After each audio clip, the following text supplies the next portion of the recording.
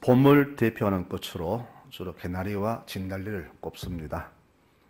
개나리는 꽃말이 희망이며 또 화사한 반면에 진달래는 절제라는 뜻을 가지고 있으며 유달리 아픈 사연이 많은 꽃입니다.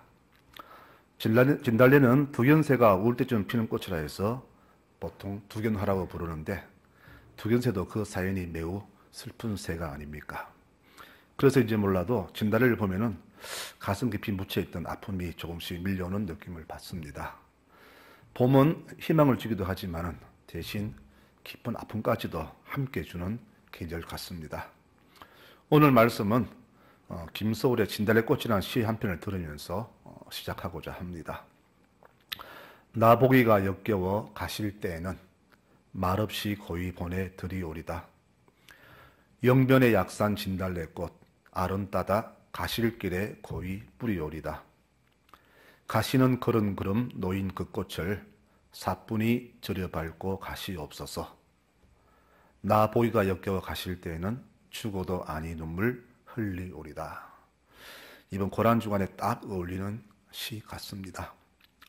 예수님은 목요일 밤에 체포되어서 금요일 새벽까지 신문을 받으셨으며 새벽에 사회선고를 받으시고 금요일 아침 9시에부터 오후 3시까지 십자가에서 피와 물을 다 쏟으시고 죽으셨습니다. 고난주간은 예수님의 이 순환을 기억하면서 그 고난에 잠시나마 동참하자는 의미로 교회가 정한 경건한 절기입니다. 어떤 소식을 제일 먼저 전하는 사람을 진령사라고 하지요. 예수님 대해서 논하자면 제일 먼저 세례 요한을 빼놓을 수가 없습니다. 그가 이 땅에 태어난 것은 33년간 살면서 했던 가장 중요한 일은 예수님이 누구신가 하는 것을 알리는 겁니다. 그 한 일은 그것뿐입니다. 33년간 예수님 전하는 것 그것뿐이었습니다. 그리고 예수님이 등장하시자 그의 짧은 33년의 세계도 끝이 납니다. 요한을 보니까 사람이 참 신비롭습니다. 그 사람들이 묻지요. 당신은 누굽니까? 선지자입니까? 당신은 그리스도십니까? 나는 선지자도 아니고 예수도 아닙니다. 다만 내 뒤에 오실 귀한 분을 소개하라고 보냄받은 광야의 소리일 뿐입니다.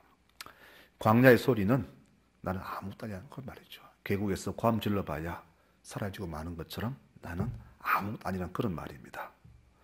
그도 예수님을 본 적은 없습니다. 다만 누구든지 성령이 머무는 사람을 보거든 그가 바로 예수님인 줄 알아라고 그렇게 말만 들었을 뿐입니다. 요한도 참 궁금했죠. 예수님이 어떤 분인가? 수십 년을 찾았습니다. 어떻게 생겼을까? 저 많은 군용 속에 계실까? 키는 얼마나 클까? 미남일까? 혹시 결혼을 하셨나?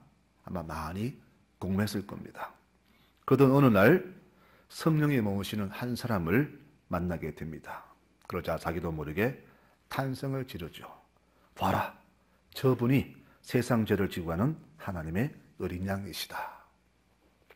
이 한마디를 하기 위해서 요한은 늙은 제사장의 아들로 태어나서 그 좋은 제사장 자리를 물려받지 않고 오직 예수를 전하기 위해서 광야에서 야인 생활을 했습니다. 예수님은 그를 가리켜서 여자가 낳은 자 중에서 그보다 더 큰 자는 없다고 하시면서 그를 인정해 주셨습니다.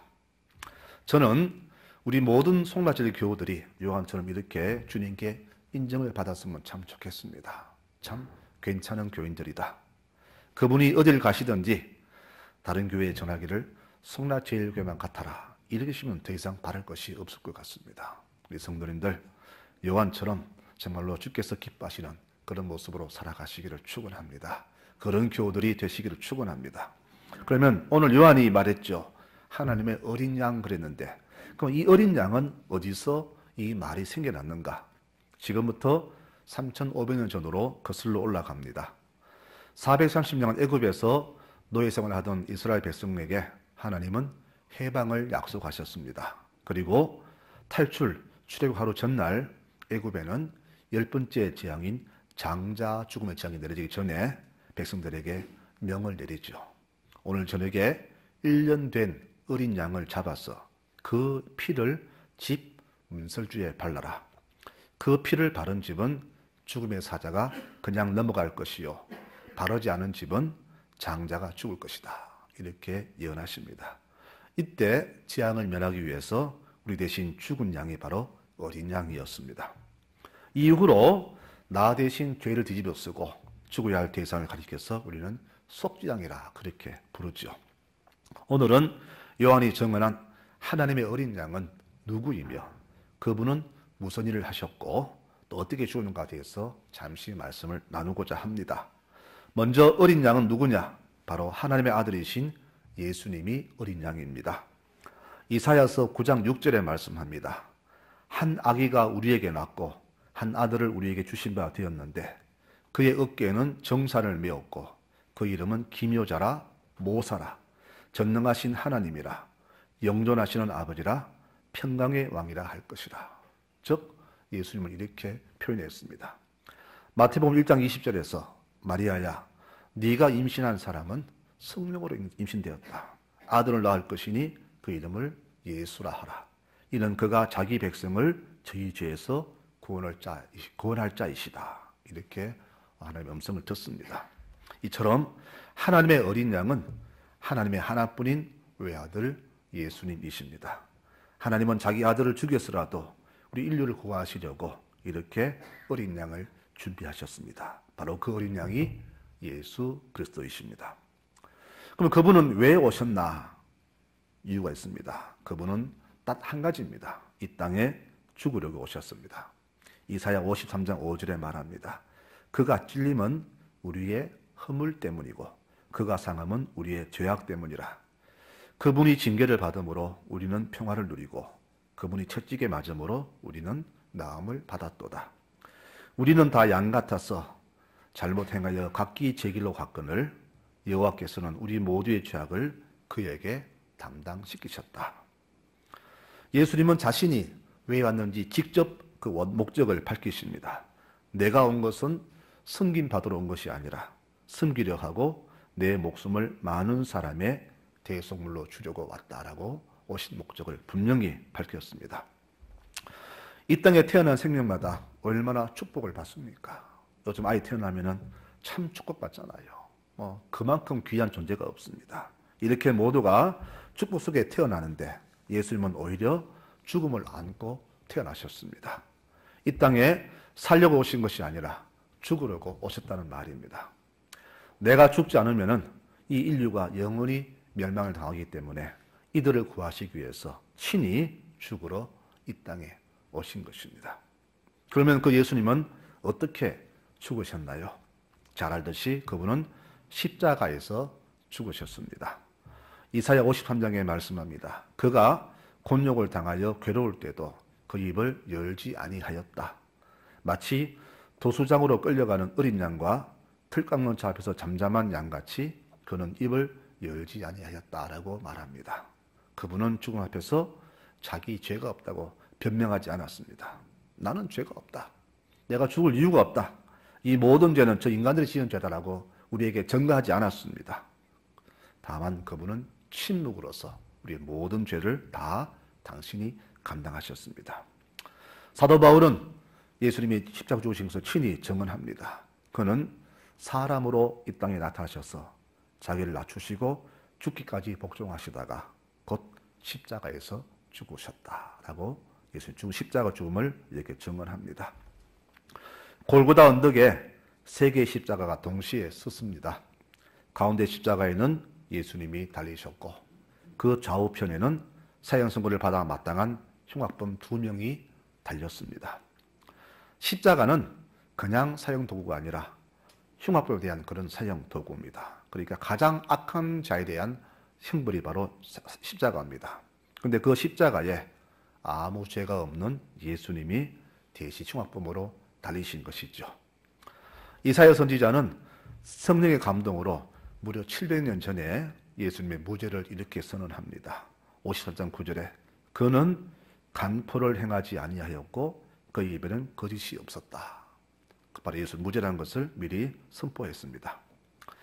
예수님 달린 십자가에는 본래 바라바라는 강도가 달려야 되는데 백성들은 그를 놓아주고 예수를 십자가 달한다고 그렇게 해서 결국 예수님은 정치적인 이유로 십자가에 달리게 되죠.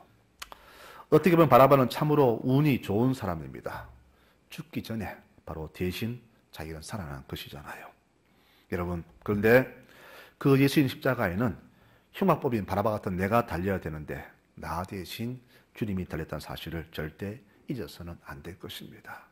내가 달릴 그 십자가에 내가 풀려나고 주님이 대신 달렸다는 겁니다.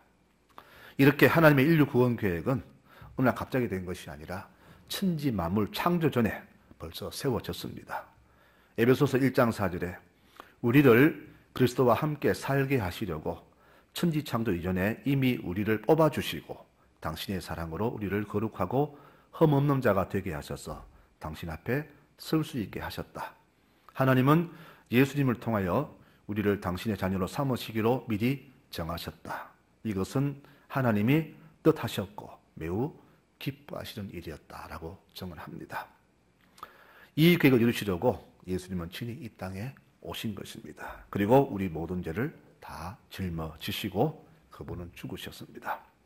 여러분, 가장 큰 복이 무엇인지 아십니까? 내가 지은 죄에 대해서 내가 대가를 받지 않고 죄 용서받는 겁니다. 시편 30편에 말합니다. 하나님을 거역한 죄를 용서받고 또 여호와께서 그 죄를 묻지 않으시고 그냥 죄를 용서받은 자는 복된 사람이다. 이렇게 말합니다. 내가 잘못했는데 분명히 대가를 받고 보상해야 되는데 그 사람이 피해자가 됐어요. 그만합시다. 용서할게요.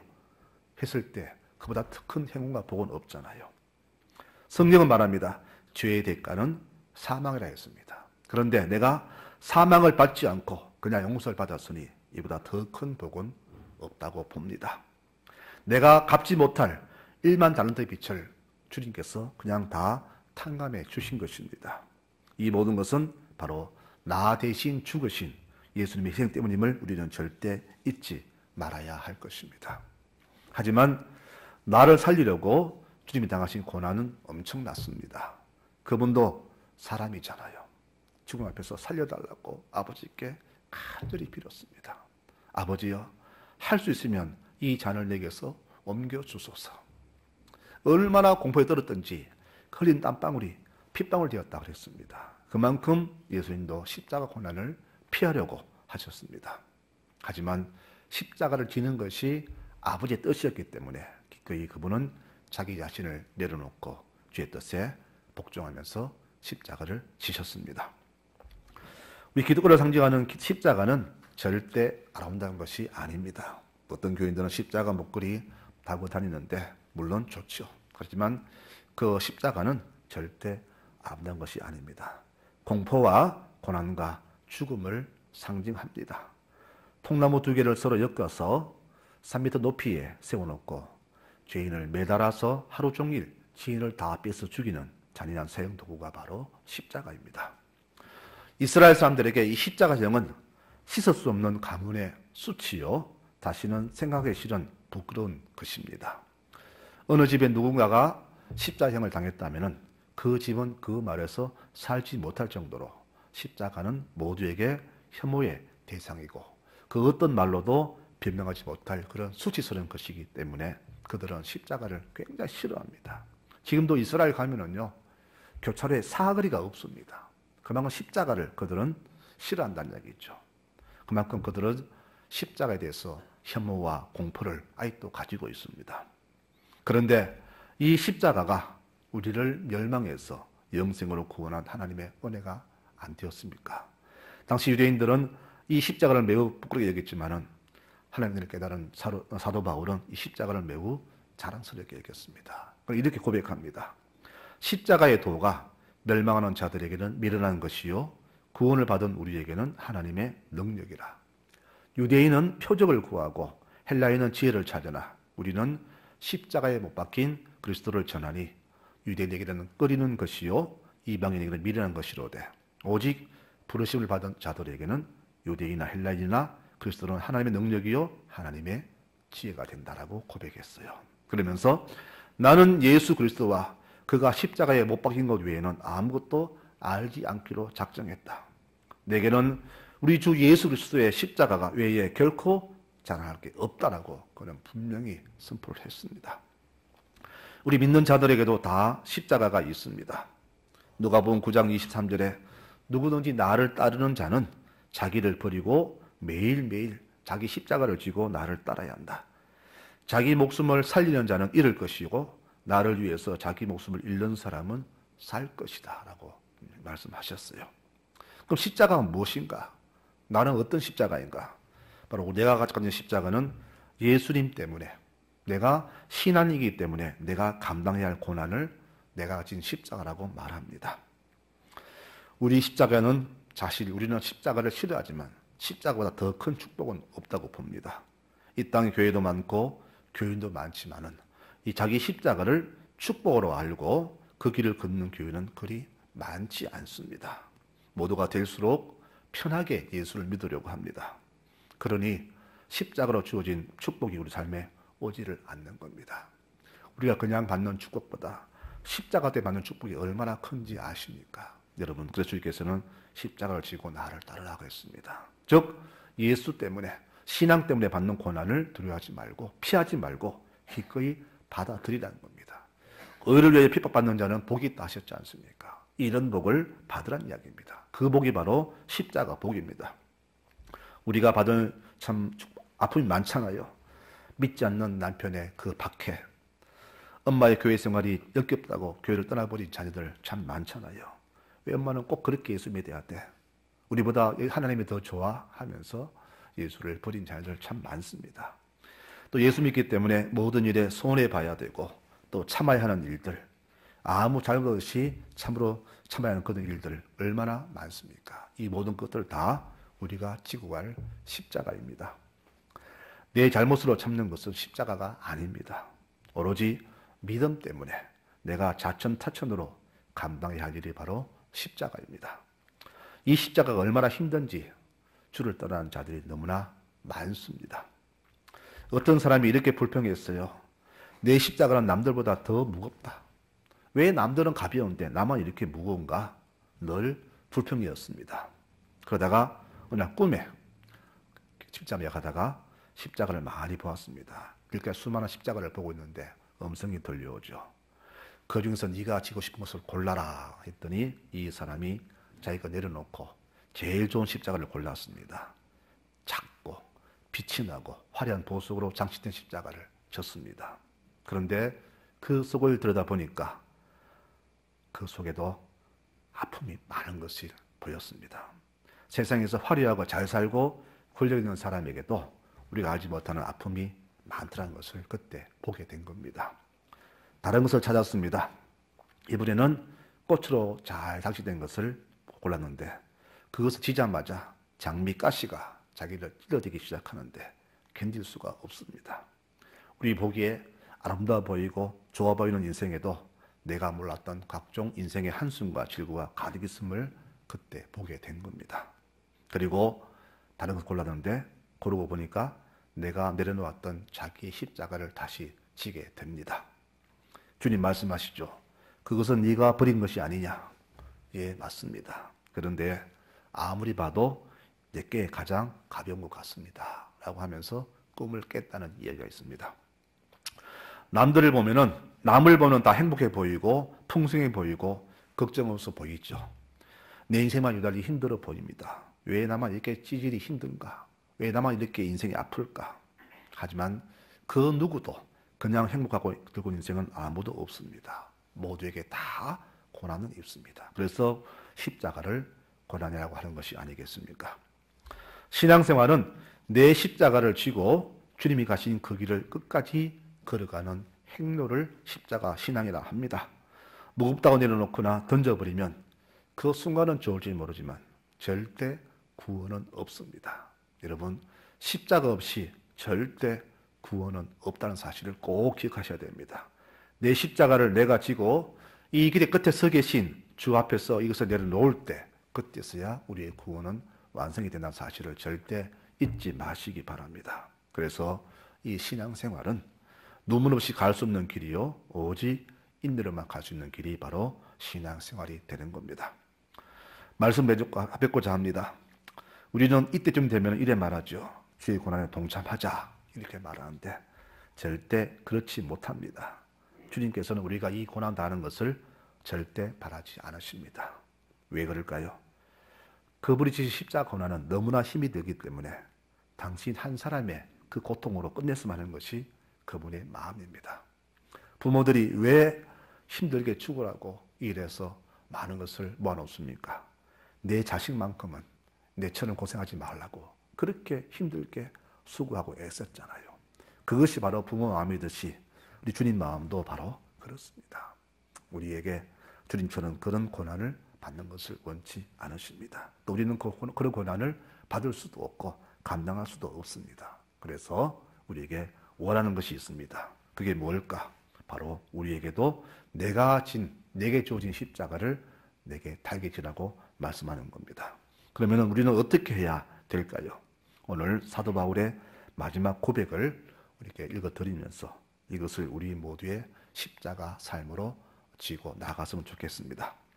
나는 선한 싸움을 싸우고 나의 달려갈 길을 마치고 믿음을 지켰으니 이제후로는 나를 위하여 의의 멸류관이 예비되었으므로 주 곧 의로우신 재판장이 그날에 내게 주실 것이며 내게만 아니라 주의 나타나심을 사모하는 모든 자에게니라.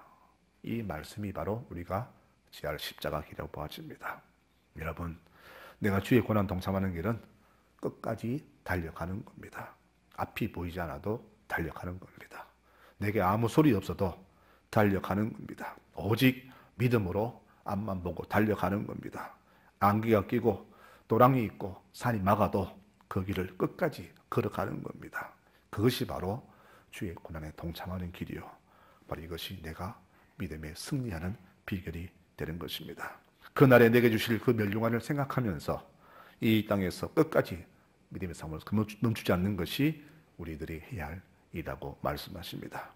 바로 이것이 이 고난주간을 맞이하여서 우리가 주의 은혜에 만 가지 은혜에 한 가지도 보답하는 최소한의 양심이 될 것입니다. 이번 한 주간 교회마다 고난주간 그래서 뜨뜻하게 많은 행사를 합니다. 특별 새벽기도, 특별 기도회 하는데 주를 믿는 특별한 것은 없습니다. 늘 우리가 주 앞에 늘 겸손하게 새벽을 깨우고 또 주 앞에 경건한 자세로 살아가는 것, 이것이 우리의 평소의 삶이면 됩니다. 이번 한 주간 우리 고난 주간인데 특별한 거 없습니다. 늘 평소처럼 주의 은혜에 감사하고 이번만큼이라도 은혜 어떻게 하면 좀 더 많이 보답할까 이런 마음으로 살아가시는 한 주간 되시기 바랍니다. 그리고 매 시간마다 내가 이렇게 살아있는 것, 내가 이렇게 은혜로 구원받은 것, 다 모든 것이 주의 은혜임을 기억하면서 다시 한번 더 감사의 감사를 더하는 한 주간이 되었으면 좋겠습니다. 이것이 바로 제 고난에 동참하는 우리의 모습이 됩니다. 사랑하는 성도 여러분, 이번 한 주간도 경건하고 겸손한 모습으로 겸허히 주신 은혜에 감사하며 구세의 믿음으로 살아가시는 우리 모든 교우들이 되시기를 축원합니다. 아멘.